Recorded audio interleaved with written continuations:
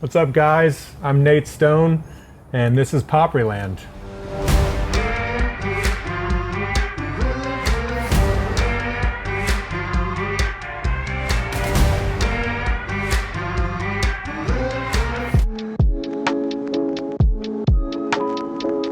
So this is the basement of my house. I sleep upstairs and I live down here. I am definitely not like a lifelong studio guy. So I'm just kind of learning, as I go. I've been recording things for maybe like 10 years now. I have been a musician my whole life, was a touring like guitar tech, drum tech for 17 years, something like that. Kind of got into recording a few years ago, and it's just kind of grown from there. And now I'm off the road and I spend all my time in here. What's it like recording down here? You got concrete floors and rugs, which is always a magical combination that maybe people wouldn't assume. Yeah, there were a lot of choices to make when it came to actually building this out. This room is only honestly a few months old, like in its current incarnation. Most of the choices that I made were to support a good sounding drum room, because that's my bread and butter. Amen. Concrete, rugs, insulated drywall, so no resonant walls, and just an exposed ceiling. There's like the exposed rafters kind of give you enough diffusion. You don't get any like ping-pongy, slapbacky things, and you get good room sounds, which, as we know, it's a big room too.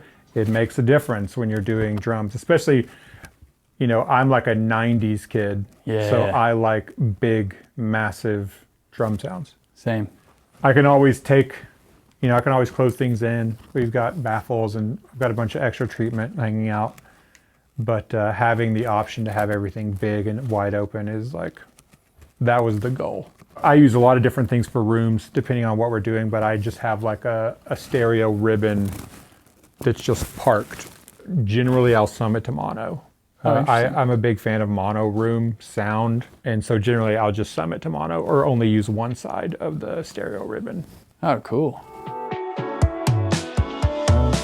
It was a little bit of a struggle. Like, I experimented a lot with placement, and I was using ribbons as overheads for a while in here. I wasn't getting what I wanted, so I went back to my trusty Rode NT1s, which for anybody who's ever used them, they're an extremely affordable microphone that I just happen to love. They've held their place on the overheads for a long time. Again, like experimenting with the height was just a thing of like finding where to get them off of the ceiling, like playing with the relationship to the ceiling, because there is like a little bit of low end buildup. There's a sweet spot to find there. Keeping them off axis of like the cymbals.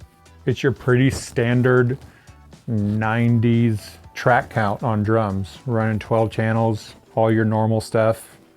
There's no kick out mic right now because it's just put away, but if you have a decent sounding room and a good sounding drum kit, you see people all the time that are like, one microphone, blah, blah, blah, but it's true. A lot of things around here, you notice there's like a lot of tributes to my touring life. I used to tour with this band called Pavement, one of my favorite bands, some of the coolest people, and every night we would hang this from the drum kit on stage, and it would hang like this until the show, and then we would flip it around, and I just was like, I'm going to take that with me, and I still have it. If you were in your teenage years in the early 2000s, we all had the 18s. Yeah. I would have dreamed for a 20, but that was not in the cards. So this is mid-60s Ludwig. So it's your 3-ply shell with reinforcement rings. This is actually a 12 by 4 or a 12 by 22. Oh, sick. So in the 60s, also like in the late 50s, but Ludwig had a shell pack that was called the New Yorker. And the New Yorker had a 12-inch depth kick drum because it was meant to be a drum kit that you could carry around the streets of New York and play your jazz gigs or whatever. Yeah. So it's called the New Yorker.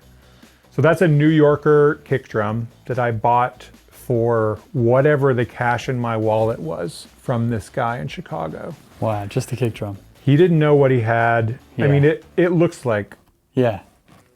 He's like, this thing's broken. it, but I immediately recognized it as being a New Yorker kick drum. I was looking for that drum specifically, and I was like, how much do you want for this? And he was like, make me an offer. And I was like, well, I've got, I don't even know. I think I had like $60 Oh my God. in my wallet in cash. And I was like, Yes, would you dude. take this cash? And he was like, yeah, sold.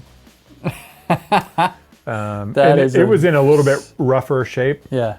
whenever I first got it.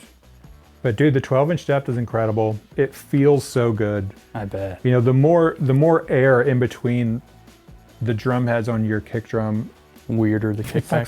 it doesn't feel good. It's counterintuitive maybe to some people, Yeah. but it doesn't feel good. So this is a 30s Leedy and Ludwig in the 30s. It's got your calfskin heads. You can tell it's dry in here because these things are not Yeah. completely floppy. Yep. And then, so yeah, this was from the 30s. I bought this from one of the coolest instrument shops I've ever been in it was basically in Cape Cod. We played a show in Cape Cod and we stumbled into this random shop where like you couldn't even walk around because all of the guitars were hanging from the ceiling, but not like on the walls. Yeah. They were like everywhere. So Yeah. you Oh, had yeah. to be like, you had to navigate all this. And then there was like a 10-piece PV drum kit, like the Radial Pros, if you remember those, Okay. stacked up. And then at the very top was this drum. Wow. And it was in rough shape at the time. Yeah. Rougher shape than I knew because I didn't like take it apart. I didn't Yeah, like okay. look inside it or anything. I just bought it because Yeah. I was like, this thing needs to be rescued. I'm taking this with me. Yeah.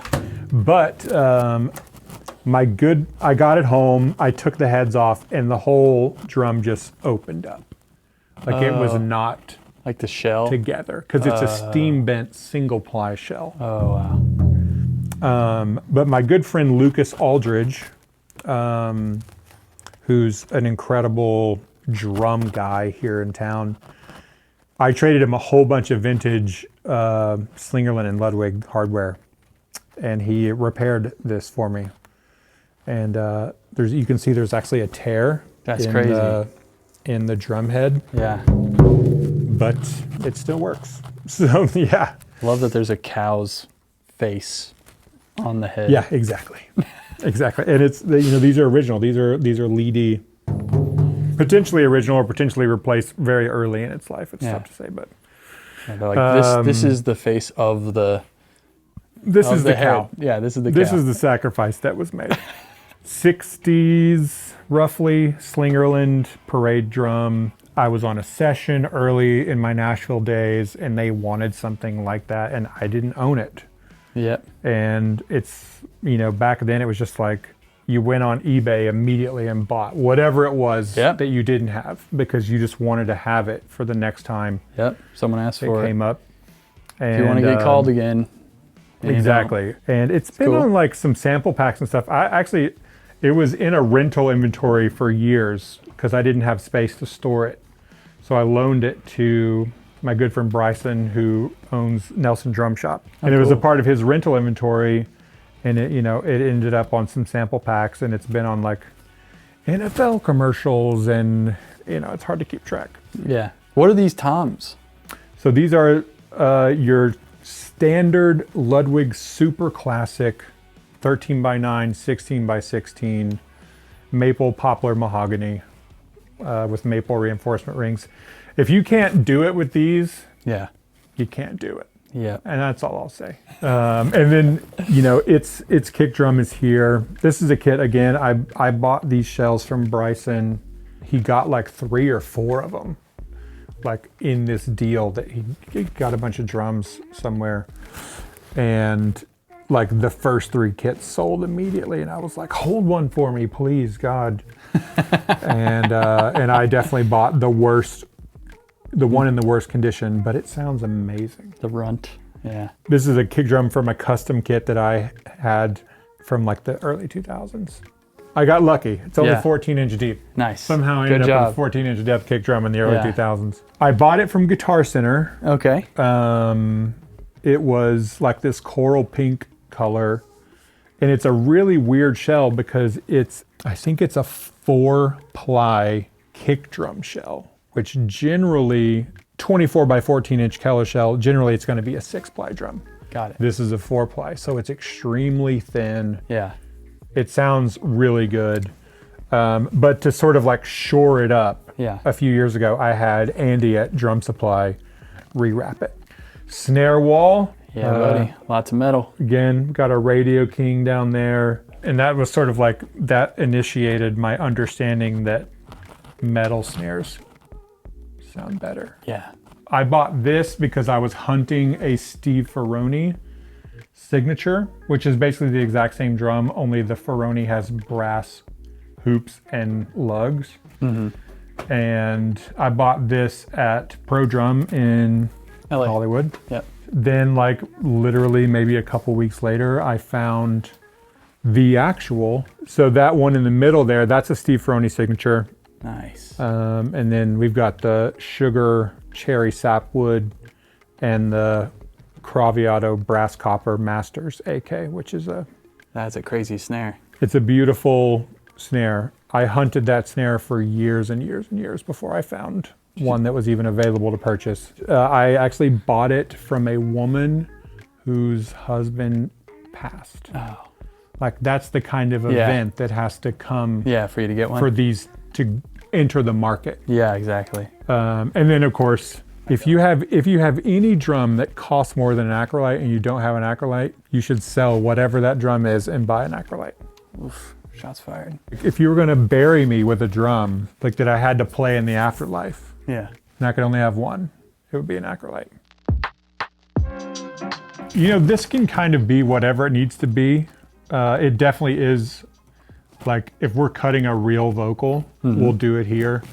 I also keep a SM7 just like wired up next to the desk all the time. This is the Warm 44. This is the Warm 44, yeah, which has been really fun. I shouldn't say that I'm not a big Warm person because I don't really use a lot of Warm stuff, but like it wasn't until they put out the 44 and the 19s, Yeah. the WA 19s, where I was like, okay, this is the path of least resistance to me owning these products, Yeah.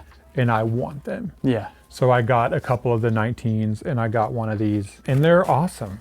They sound great. I have not personally A/B'd it with a real, RCA 44 or an AA or any of that stuff. So I couldn't tell you if it sounds the same, but it sounds great. I'll just say that.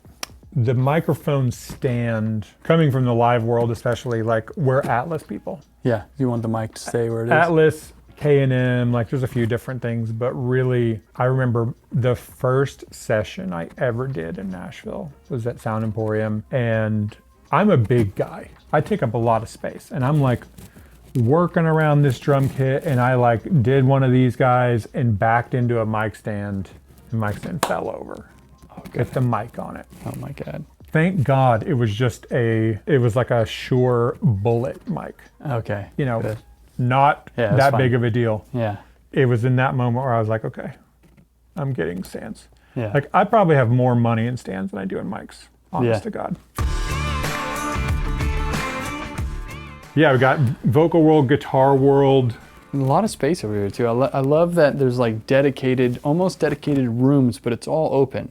It's very conducive to just hanging out and talking about music, talking about gear, playing music, listening to music. Like I would say we honestly do a lot of just playing and not necessarily recording. A lot of writing. We do a lot of writing. I've always been curious about these Novo guitars. Man, Looks cool. the Novo is almost unfair. Yeah. These guitars are made completely by human beings, just literally across the street here. I wanted one really bad. There's like a 13-month wait list for special orders. I actually found a guy in Philadelphia, who was selling this one. And it's Mary Kay White. It's your sort of like your 70s deluxe telly configuration with the vintage bridge, dual humbuckers, intonates perfectly. And I just needed a guitar with sort of the same like attention to detail as like a PRS or something where like they tune incredibly easily. They're very stable and the intonation is perfect. And it is amazing. You know, this one sits here because it's the one that I'll grab. Yeah. Like if a lot of times I'm just plugging straight into the interface and tracking through like an amp sim or something to get ideas. And this is just grab it and go. This is actually a cool guitar that I got from my friend Devin Malone, who's an incredible session player here in town. It is like a Mexican Cabronita. And it was all black, and he took the finish off the top and the back. Whoa. But he left it on the sides, which is incredibly cool. And it did have a Bigsby on it, but I already have like my dedicated Bigsby guitar. So I went back to the hardtail on this. But it's such a cool guitar. Really, really fun to play. If you're playing like edge of breakup, sort of Midwest emo stuff, it's the perfect guitar. Yeah, dude. Midwest emo, that's my teenage years right Yeah, there. dude, for sure. This is the first guitar I bought after I sold all of my guitars. Wow. It's a 94 Oh, yeah. crafted in Japan Strat. We got your sort of Jazzmaster kind of thing, your Japanese Hondo Fame P bass. Whoa. This is a 50s reissue road-worn P bass. So it has the nitro finish, which was kind of important to me whenever I was looking for a P bass. No ramen, no life, man. It's a road sticker right there. It's a road sticker. Yeah, this was a ramen shop in San Francisco that some of my friends used to work at that's no longer around. And then a genuine, this is for real from like the space race age, Apollo sticker, which is cool. This is sort of like anytime that people come over and they're like, what does an acoustic guitar sound like? If you looked it up, Yeah. if you like went to the Encyclopedia Britannica website and played the audio sample for an acoustic guitar, it would sound like this. So a cool collection of amps here. Quite a few bass amps. I like that. We got some bass amps. This is like the reissue V4B, basically the 100-watt version of an SVT Classic, which is a 300-watt amp. This is a ported cabinet, which I'm a big fan of ported bass cabinets, and this is the biggest Ampeg cabinet you can get with a port. Why do you like the port? It's just tighter, less boomy. Okay, cool. Kind of gives you more of like a record sound live. Nice. This is Marshall Origin 50. I've always been a huge fan of the 50-watt Marshall, like JCM style amps, because they have EL34 output tubes. Overdriven is my favorite gain sound. They're very affordable. It's 50 watts. I absolutely love it. It's the tightest palm mute sound you can get. Again, from my friend Devin, this is a combo that he made into a head cab setup. Nice. He does a lot of recording work, so it made more sense for him to have a head. Yeah.